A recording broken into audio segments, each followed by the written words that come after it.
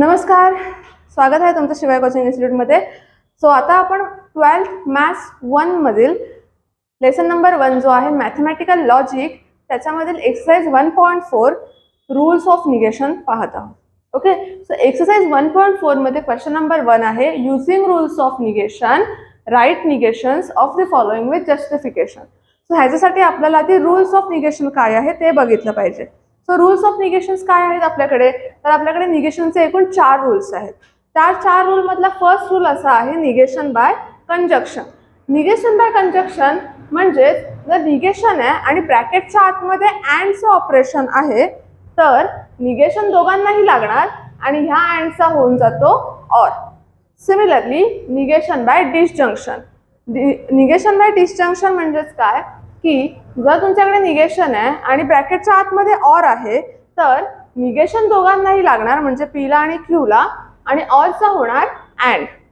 Similarly negation by implication म्हणजेच जर तुमच्याकडे पी आणि क्यूच्या मध्ये वन साइडेड ॲरो ज्याला इम्प्लिकेशन आपण म्हणतो इफ आणि देनला जो आपण वापरतो तो असेल तर first term as it is राहते. म्हणजे जी फर्स्ट टर्म असेल ती आयदर पी असेल क्यू असेल जी असेल ती. First term as it is राहते, मध्ये ऑपरेशन अँड येतं आणि नेक्स्ट टर्मला लागून जातो negation.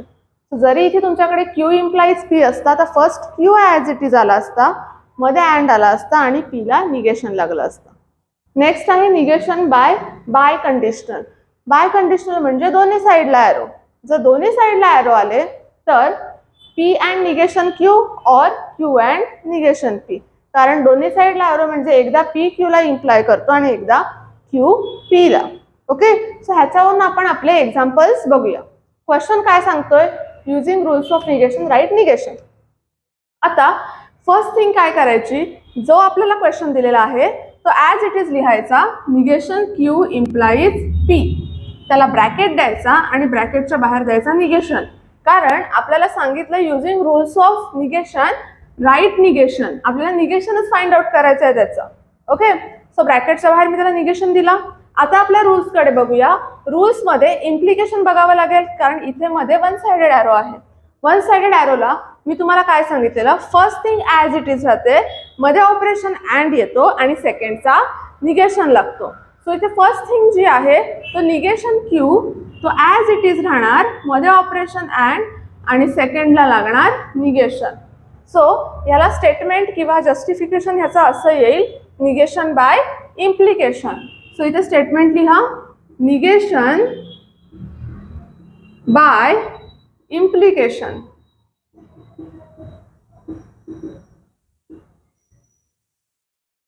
Okay, similarly second one.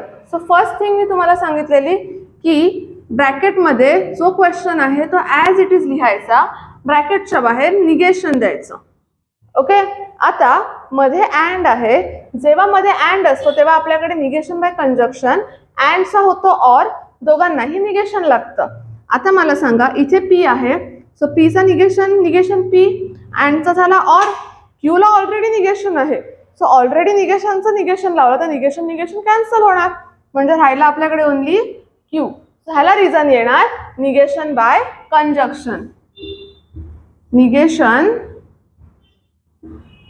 Bye conjunction.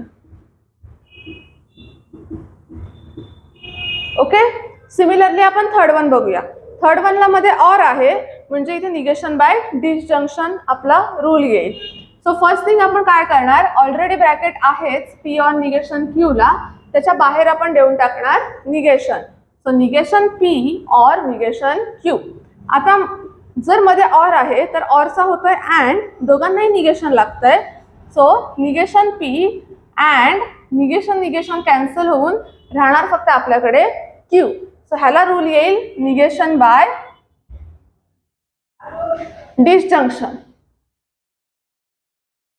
Negation by disjunction. Okay, so ह्याच्या पुढले जे काही एक्झाम्पल्स आहेत ते तुम्ही होमवर्कला ट्राय करा. जर त्याच्यामध्ये काही डाऊट आला तर खाली कमेंट करा. ओके, सो आता आपण नेक्स्ट एक्झाम्पल बघूया. क्वेश्चन नंबर 2 जो आहे तो पण या रूल्स ऑफ निगेशनवरच बेस्ड आहे. क्वेश्चन काय सांगतोय, रिराईट म्हणजे परत लिहा हे statement the following statement without using if and then. म्हणजेच हे स्टेटमेंट जे आहे ते आपल्याला इफ आणि देनचा वापर न करता लिहायचं आहे. सो आता मला सांगा ह्या स्टेटमेंटमध्ये इफ आणि देन आहे, सो जे आपल्याला स्टेटमेंट रिराईट करायचं त्याच्यामध्ये इफ आणि देन नकोय. आता इफ आणि देन म्हणजेच तुम्हाला माहिती आहे implies one sided arrow. Okay, so जर मी ह्या स्टेटमेंटला अ मॅन इज अ जज ह्याला पी कन्सिडर केलं आणि क्यूला कन्सिडर केलं, ही इज हॉनेस्ट. ओके, आणि जर आपण ह्याला सिम्बॉलिकल फॉर्म मध्ये लिहायला गेलो तर आपल्याकडे बनेल पी इम्प्लाइज क्यू. म्हणजेच काय, इफ अ मॅन इज जज देन ही इज हॉनेस्ट. याला आपण सिम्बॉलिकल फॉर्म मध्ये लिहिलं तर तो पी इम्प्लाइज क्यू होतो. पण त्यांनी आपल्याला काय सांगितलंय, without using if and then, म्हणजे आपल्याला हा वन साइडेड ॲरो नकोय. मग रूल्स ऑफ निगेशन बघा, जो आपल्याकडे इम्प्लाइजचा रूल आहे त्याला जर आपण निगेशन केलं तर तो अँड बनतोय, म्हणजे इम्प्लाइज तिथून निघून जात आहे. सिमिलरली जर मी या होल ब्रॅकेटला निगेशन अप्लाय केलं तर माझ्याकडे काय येऊन जातो, negation by implication, P and negation Q. So P and negation Q. So हेच आपल्याला इथे ह्या स्टेटमेंटवर काय करायचं आहे, अप्लाय करायचं आहे. सो पी स्टेटमेंट काय होता, अ मॅन इज हॉनेस्ट, याला काय म्हणतो आपण अँड, आणि निगेशन ऑफ क्यू म्हणजे क्यू स्टेटमेंटचं निगेशन करायचं आहे. म्हणजे स्टेटमेंट काय होईल, अ मॅन इज अ जज and he is not honest. So statement होईल therefore a man is a जज and he is not honest. आता ह्या स्टेटमेंटमध्ये आणि ह्या स्टेटमेंटमध्ये फरक काय आलेला आहे तुम्हाला कळलाय. इथे आपण अँड यूज केलाय आणि इथे नॉट यूज केलंय कारण इथे निगेशन क्यू आला म्हणून. सो अशा प्रकारे आपल्याला जर एखादं स्टेटमेंट इफ आणि देनच्या फॉर्म मध्ये लिहिलेलं आहे तर त्याला विदाउट इफ आणि देनच्या साठी लिहिण्यासाठी आपल्याला निगेशनच्या रूलची मदत घ्यावी लागते. ओके, सो हा झाला एक्सरसाइज 1.4. एक्सरसाइज 1.4 चा थर्ड क्वेश्चन जो आहे तो मी आधीच्या व्हिडिओमध्ये एक्सप्लेन केलेला आहे. सो प्लीज तुम्ही ती व्हिडिओ एकदा गो थ्रू करा. काही डाऊट असेल तर प्लीज कमेंट करा अँड थँक्यू फॉर वॉचिंग.